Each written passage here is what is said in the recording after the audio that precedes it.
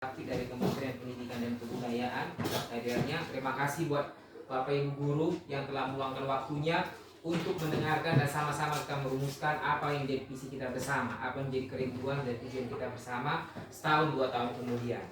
Baik, satu hal yang saya tentukan dulu bahwa visi saya secara pribadi dan mungkin ini menjadi kesepakatan kita adalah yang pertama, mewujudkan peserta didik yang memiliki profil pelajar Pancasila. Apa itu profil pelajar Pancasila? Yaitu pelajar yang beriman, bertakwa kepada Tuhan Yang Maha Esa, mandiri, inovatif, kreatif, dan berpikir logis. Seperti itu. Nah, yang langkah kedua adalah setelah saya menentukan satu visi, saya harus membuat satu pernyataan prakasa perubahan. Apa itu? Yaitu pelajar Pancasila adalah perwujudan pelajar Indonesia sebagai pelajar sepanjang hayat yang memiliki kompetensi global dan berperilaku sesuai dengan nilai-nilai Pancasila dengan 6 ciri utama: beriman, bertakwa kepada Tuhan Yang Maha Esa, dan berakhlak mulia, berkebinekaan global, gotong royong, mandiri, bernalar kritis, dan kreatif. Inilah yang sudah kita tanamkan dari semester baru untuk peserta didik kita, yaitu profil pelajar Pancasila. Itu bahkan sudah kita tanamkan setiap hari, baik senam, upacara, baik sebelum masuk, setelah masuk, kita nyanyikan secara bersama-sama ini.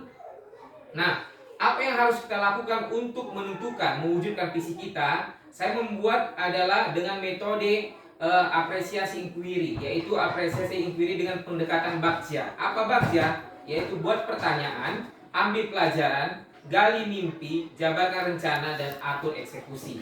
Yang pertama adalah saya buat pertanyaan. Pertanyaannya adalah bagaimana menumbuhkan profil pelajar Pancasila pada siswa. Bagaimana kita sebagai guru mendesain lingkungan belajar yang memungkinkan mempunyai murid yang sesuai dengan profil pelajar Pancasila. Setelah saya buat pertanyaan, saya ambil tindakan. Sama-sama kita melakukan penyelidikan, yaitu berkomunikasi dengan kepala sekolah, melakukan riset kepada siswa, mulai menerapkan pembelajaran yang berpusat pada siswa. Itu yang pertama, buat pertanyaan. Yang kedua adalah tahapan yang kedua dari Bagja adalah ambil pelajaran. Ambil pelajaran ini kita buat pertanyaan. Pertanyaannya adalah apakah manfaat profil pelajar Pancasila bagi siswa? Metode pembelajaran apa yang cocok digunakan untuk meningkatkan profil pelajar Pancasila siswa? Yang ketiga adalah adakah sekolah yang sudah mengembangkan profil pelajar Pancasila tersebut? Nah, setelah kita buat pertanyaan, kita masuk ke tindakan atau penyelidikan tentang perkembangan teknologi mereka. Bertumbuh menjadi pribadi yang kurang dalam budi pekerti, acuh tak acuh, kurang mandiri, kurang kreatif, dan kurang bernalar kritis. Inilah yang menjadi tindakan kita supaya meningkatkan profil pelajar Pancasila. Kita ambil pelajaran yang apa yang tertanam dalam diri siswa tersebut. Langkah ketiga adalah setelah kita ambil pelajaran itu ada gali mimpi. Ambil pelajaran, gali mimpi.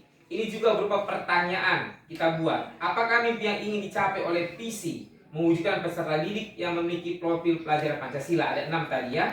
Nah, apa tindakannya, penyelidikannya? Menghasilkan peserta didik yang sepanjang hayat memiliki kompetensi global, misalnya dalam perkembangan karakter dan kompetensi peserta didik, misalkan dalam penguasaan satu bahasa asing, contoh bahasa Inggris, dan perilaku sesuai dengan nilai-nilai Pancasila dengan 6 ciri utama, yaitu beriman, bertakwa kepada Tuhan Yang Maha Kuasa, Yang Maha Esa, berakhlak mulia, berkebinekaan global, bergotong royong, mandiri, bernalar kritis, dan kreatif. Itulah 6 ciri profil pelajar Pancasila yang harus kita wujudkan. Dan yang langkah keempat adalah jabarkan rencana. Setelah kita gali mimpi, kita harus buat rencana. Rencana ini berupa pertanyaan juga yang harus kita buat. Ketika belajar, kegiatan belajar seperti apa yang dapat mengembangkan profil pelajar Pancasila? Kita buat rencana. Nah, apa tindakan kita yang kita buat? Yaitu membuat pembinaan rohani setiap hari, ya kan? Itu bisa kita lakukan di kelas masing-masing. Melestarikan budaya dengan atau kearifan lokal seperti bahasa Karo, Landek, tari-tarian bahasa daerah yang tari-tarian tradisional dari khususnya daerah Karo yang kita miliki secara khususnya. Yang ketiga adalah bergotong royong. Yang keempat adalah menumbuhkan kesadaran kepada peserta didik agar walaupun tidak ada gurunya di kelas, mereka akan tetap belajar secara mandiri. Ini kita lihat dalam sisi diri kita masih kurang. Yang kelima adalah harus pintar menyaring informasi, karena memotivasi siswa untuk membuat karya-karya mereka. Seperti itu. Yang langkah terakhir adalah atur eksekusi. Bagaimana kita mengatur eksekusi adalah dengan cara membuat pertanyaan.